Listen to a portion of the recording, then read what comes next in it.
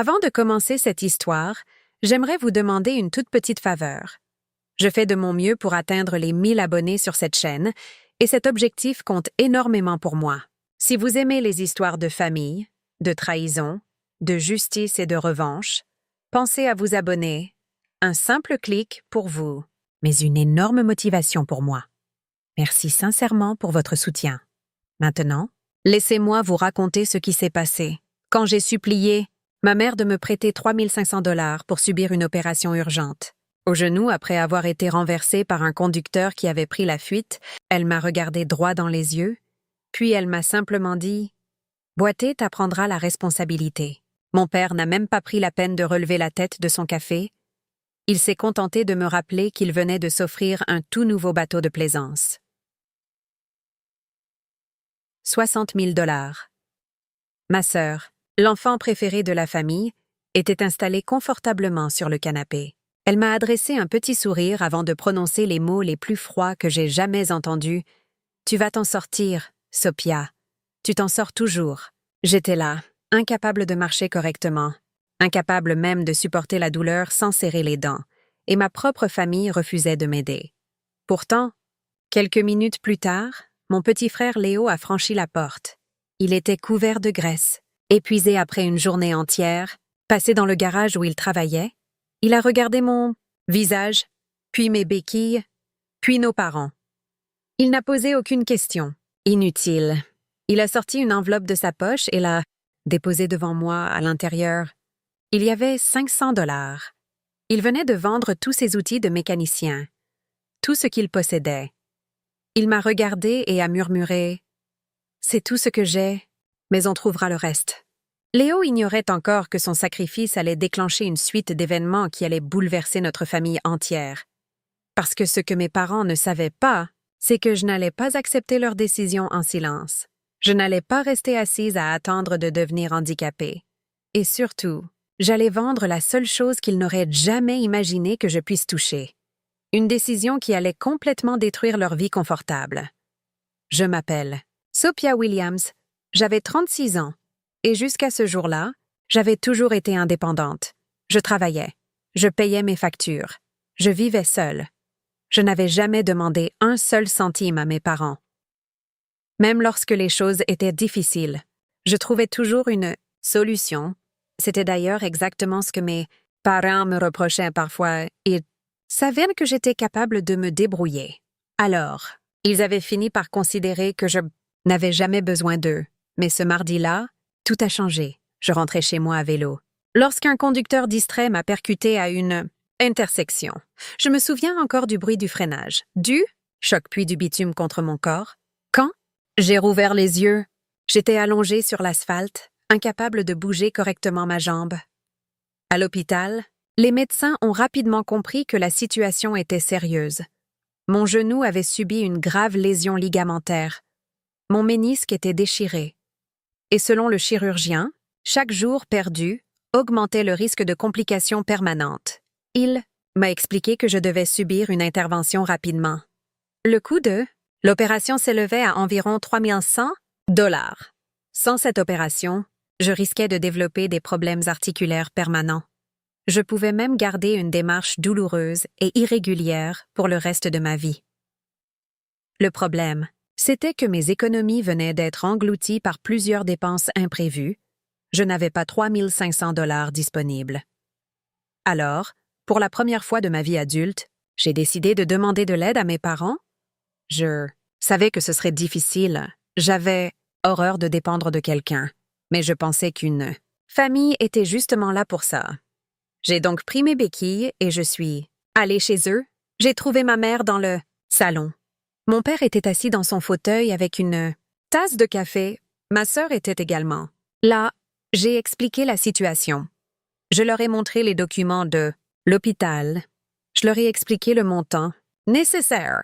Puis j'ai avalé ma fierté. « Maman, s'il te plaît, j'ai besoin de 3 500 $. Je te rembourserai. J'ai juste besoin de cette opération. » Ma mère m'a regardée pendant plusieurs secondes. Je pensais qu'elle allait réfléchir. Je pensais qu'elle allait au moins me demander comment je me sentais. Au lieu de ça, elle a soupiré. Puis elle a prononcé cette phrase qui restera gravée dans ma mémoire pour toujours. Boiter t'apprendra la responsabilité, Sophia. Tu as 36 ans. Il est temps de te débrouiller seule. J'ai cru avoir mal entendu? Maman, le médecin dit que je risque d'avoir des problèmes permanents. Elle a haussé les épaules. Alors trouve une solution. Je me suis tournée vers mon père. Il buvait tranquillement son café. Papa? Il n'a même pas levé les yeux. Je viens de dépenser 60 000 $ pour mon nouveau bateau. Je ne vais certainement pas commencer à payer les dépenses médicales de ma fille adulte. 60 000 $. Il venait de prononcer ce montant comme s'il parlait d'un paquet de café. Je suis restée silencieuse, puis j'ai regardé ma sœur. Elle sirotait tranquillement son latte. Elle m'a souri. Sophia, tu vas t'en sortir. Tu trouves toujours une solution. Cette phrase aurait peut-être semblé encourageante venant de quelqu'un d'autre, mais venant d'elle. C'était presque une moquerie. Je suis restée debout au milieu de leur salon impeccable, mes béquilles sous les bras, essayant de retenir mes larmes. Pendant 22 ans, j'avais fait tout ce qu'on attendait de moi. J'avais été la fille raisonnable, la fille responsable, celle qui ne demandait jamais rien. Et maintenant que j'avais réellement besoin d'eux, ils me laissaient repartir seule. Tout cela pour 3 500 $.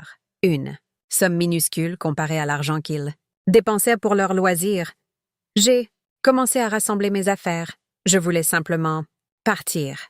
Mais avant que je puisse atteindre la porte, celle-ci s'est ouverte. Léo venait d'arriver. Mon petit frère travaillait dans un garage automobile local. Il était couvert de graisse, son visage marqué par la fatigue. Mais dès qu'il a vu mon expression, son sourire a disparu. Il a regardé mes béquilles, puis mes parents.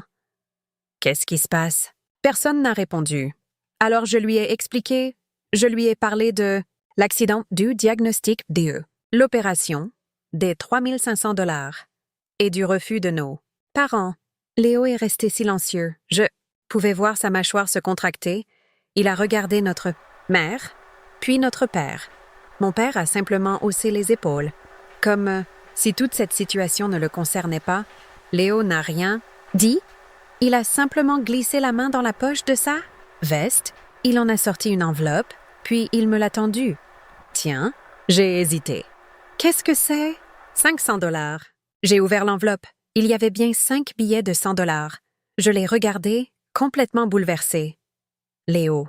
Où est-ce que tu as trouvé ça? Il a baissé les yeux. J'ai vendu mes outils. Je suis restée figée. Quoi? Mes outils de mécanicien. Tout mon équipement. Mon cœur s'est serré. Ces outils représentaient 5 années de travail. Il les avait achetés petit à petit, par une clé par-ci, un appareil de diagnostic par-là. Chaque nouvel outil était pour lui une récompense après des semaines de travail. C'était sa passion, son métier, son avenir, et il venait de tout vendre pour moi. Non, Léo, je ne peux pas accepter ça. J'ai essayé de lui rendre l'enveloppe. Il a refermé ma main dessus. Sophia, prends-la.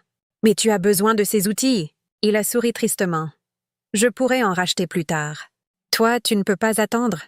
J'ai commencé à pleurer. Léo m'a regardé droit dans les yeux. Ce n'est pas assez pour l'opération. Je le sais. Mais c'est un début. On trouvera le reste, ensemble. Mes parents étaient toujours assis derrière lui. Ils avaient entendu chaque mot, et pourtant, ils n'ont rien dit. Pas un geste, pas une proposition, pas même une once de honte. Ce soir-là, en rentrant chez moi, je gardais les 500 $ de Léo dans mes mains. Je n'arrêtais pas de penser à ce qu'il venait de faire. Il avait sacrifié son travail pour sauver mon genou. Alors que nos parents venaient de refuser de me donner une somme qu'ils auraient pu dépenser en une seule soirée, j'étais en colère, mais surtout, j'étais déterminée. Et c'est à ce moment-là qu'un souvenir que j'avais complètement oublié m'est revenu. Mon grand-père. 5 ans auparavant, avant sa mort, il m'avait laissé quelque chose. Un terrain commercial, un emplacement, particulièrement bien situé à la périphérie de la ville. Il avait toujours été très proche de moi. Il savait que je voulais construire ma propre vie, et il m'avait dit un jour, « Sophia, quoi qu'il arrive, ce terrain sera ton filet de sécurité. Ne laisse personne te convaincre du contraire. » À l'époque, mes parents m'avaient proposé de gérer la propriété pour moi. Ils m'avaient expliqué que les contrats de location, Les impôts et les démarches administratives seraient trop compliquées. Je leur avais fait confiance. Je leur avais donc laissé s'occuper du bail. Puis, la vie avait continué et j'avais complètement oublié cette propriété. Jusqu'à ce soir-là, j'ai pris mon téléphone. J'ai consulté les registres fonciers. Mon cœur s'est mis à battre plus vite. Le terrain était toujours officiellement à mon nom. À 100%, aucune dette, aucune hypothèque, aucune copropriété, rien. Puis, j'ai vérifié les documents de location et j'ai découvert quelque chose qui m'a glacé le sang. Le terrain était loué depuis plusieurs années à une entreprise de transport. Le loyer mensuel, environ $2 000. Et cet argent ne m'avait jamais été versé. Pas une seule fois. Mes parents l'encaissaient depuis 5 ans, 24 000 $ par an, plus de 120 000 $ au total. Mon grand-père m'avait donné une sécurité financière. Mes parents en avaient fait leur compte bancaire personnel. Et pendant tout ce temps, ils me traitaient comme si j'étais incapable de gérer ma propre vie. J'ai relu les documents plusieurs fois. Puis, quelque chose en moi a changé. La tristesse a disparu. La peur aussi. Il ne restait plus qu'une décision. J'allais vendre le terrain. Dès le lendemain matin, j'ai contacté un investisseur immobilier local. Je lui ai expliqué que je voulais vendre rapidement. Je savais que je risquais d'obtenir légèrement moins que la valeur maximale du marché. Mais je m'en fichais. Je voulais l'argent immédiatement. L'acheteur a accepté. Les documents ont été signés quelques jours plus tard. Le terrain a été vendu 120 000 $.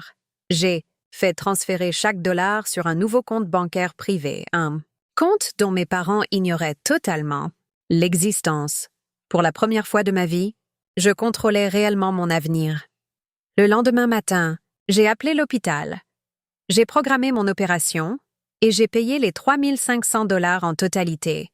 Mais avant même de me rendre à l'hôpital, j'ai pensé à Léo. Je n'avais pas oublié ce qu'il avait fait. Il avait vendu ses outils pour moi.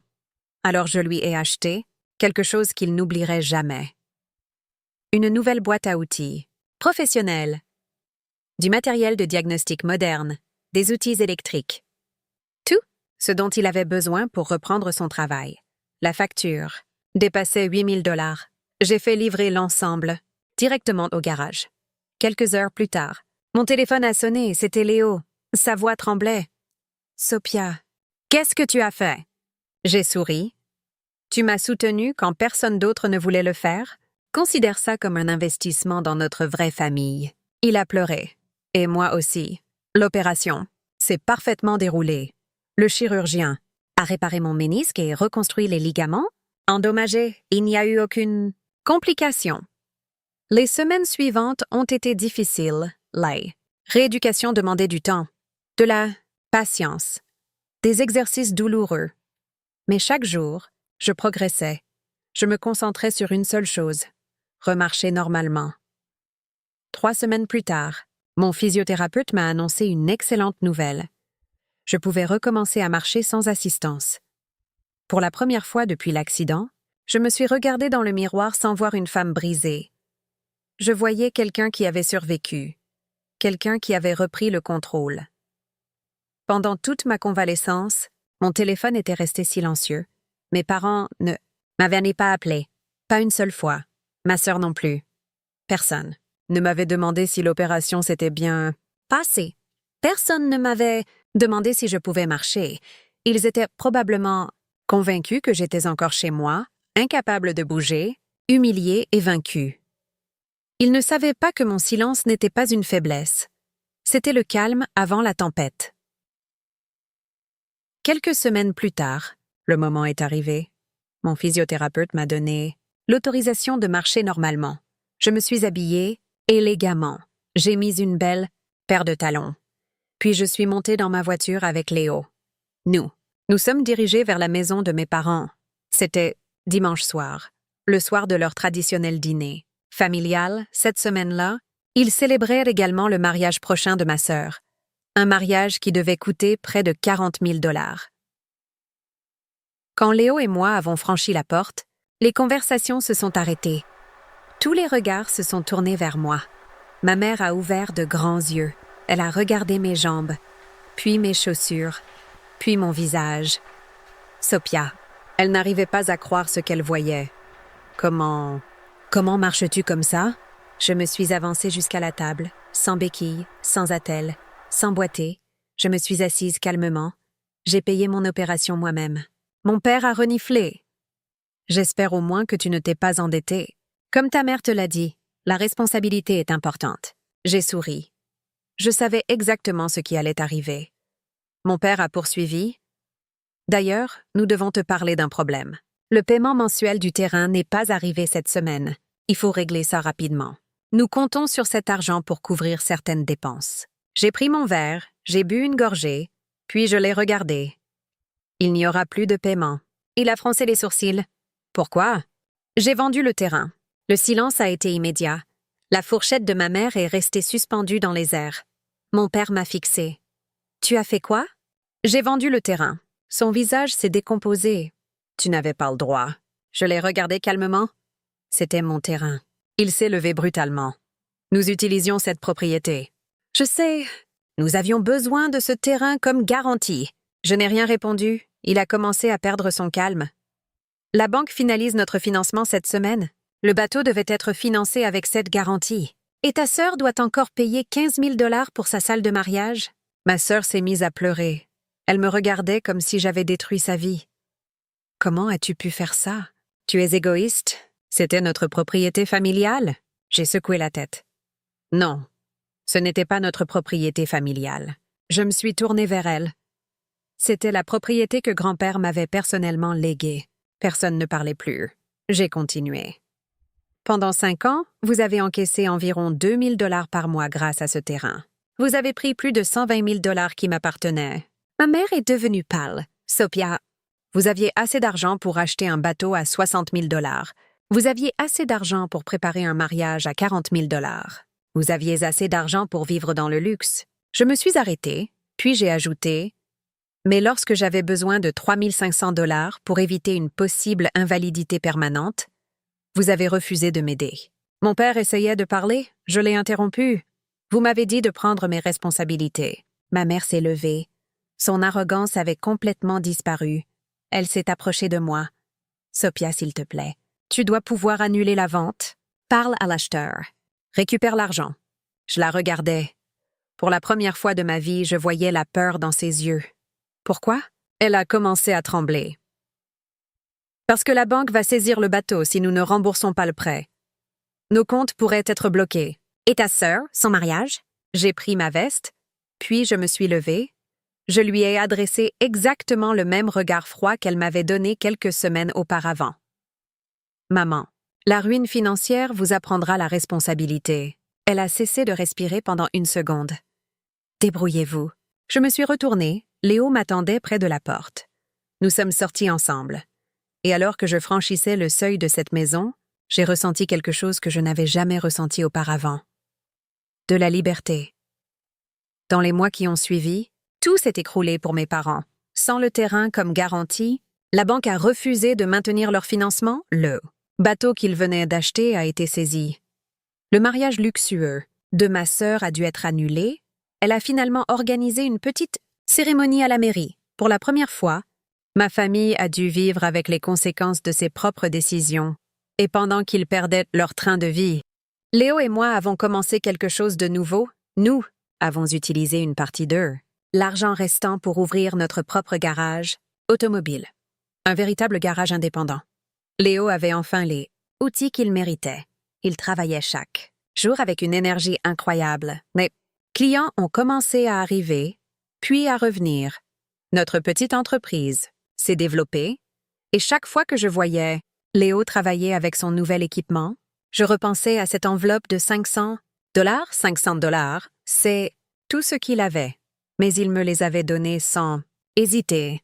Mes parents avaient des dizaines de milliers de dollars. Léo avait seulement 500 $. Et pourtant, c'est lui qui m'a sauvée. Cette histoire m'a appris une chose que je n'oublierai jamais. Le sang ne suffit pas à créer une famille. Une vraie famille se construit avec la loyauté, avec l'amour, avec le respect, avec la capacité d'être présent lorsque l'autre traverse son moment le plus difficile. J'ai perdu mes parents ce jour-là. Mais j'ai gagné mon frère. J'ai retrouvé ma santé. J'ai repris le contrôle de ma vie et surtout, j'ai enfin compris que je n'avais pas besoin de courir après l'amour de personnes qui ne me respectaient pas. Parfois, la meilleure revanche n'est pas de détruire quelqu'un, c'est simplement de reconstruire sa propre vie sans lui. Alors dites-moi, qu'auriez-vous fait à ma place? Auriez-vous vendu le terrain? Auriez-vous pardonné à vos parents? Ou auriez-vous coupé définitivement les ponts? Dites-moi ce que vous en pensez dans les commentaires. Et si cette histoire vous a touché, pensez à laisser un like et à vous abonner à la chaîne. Cela m'aide énormément à continuer à créer de nouvelles histoires. Merci d'avoir regardé jusqu'au bout. Et surtout, n'oubliez jamais ceci, la famille n'est pas toujours celle qui partage votre nom. Parfois, la vraie famille est simplement la personne qui reste à vos côtés lorsque tout le monde décide de partir.